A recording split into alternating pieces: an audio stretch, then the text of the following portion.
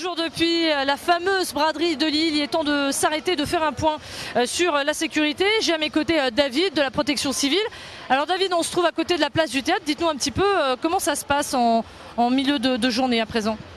Alors, si vous voulez, au niveau du poste de secours, on a une quinzaine de secouristes présents.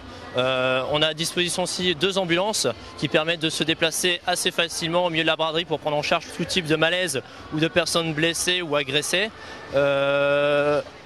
En bilan de demi-journée, sur l'ensemble de la braderie au niveau des moyens de protection civile, on a un total déjà de 80 interventions, dont 12 transports hospitaliers, dont parmi ces 12 transports, il y en a 2 qui ont été médicalisés par une équipe du SAMU. Et c'est plus que l'année dernière ? L'année dernière, à ce niveau-là, on n'avait même pas la moitié de ces interventions. Donc grosse activité, due notamment à la météo et aux fortes températures et qui entraînent un certain nombre de malaises, coups de chaleur ou déshydratation. Alors justement, est-ce que vous pouvez nous faire une petite visite guidée de ce pôle de sécurité ? Oui, tout à fait. Alors si vous voulez, dans une ambulance, les équipements sont standards, on a de quoi prendre en charge l'ensemble des pathologies qu'on peut rencontrer, que ce soit des traumatismes, des personnes agressées, des personnes inconscientes, voire même des arrêts cardio-respiratoires si besoin. Chaque ambulance est équipée d'oxygène, de défibrillateurs et d'un ensemble de matériel qui permet de faire un bilan complet de la victime et de transmettre ensuite au médecin régulateur du SAMU et éventuellement de voir pour un transport en milieu hospitalier. Alors là, on voit que les véhicules sont prêts à partir. Est-ce que vous arrivez quand même à circuler? Parce qu'il y a quand même beaucoup de monde, près de 2 millions de personnes dans les rues de Lille. J'imagine que ça doit être aussi difficile.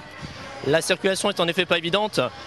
La préfecture, grâce aux services de police, ont mis en place un certain nombre d'axes rouges, donc des axes interdits à la braderie, qui nous permettent quand même de circuler dans la braderie.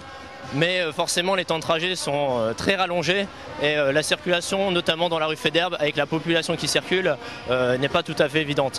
Alors on a vu aussi tout à l'heure des hélicoptères survoler donc, la braderie de Lille. Est-ce que vous êtes en relation directe avec eux ?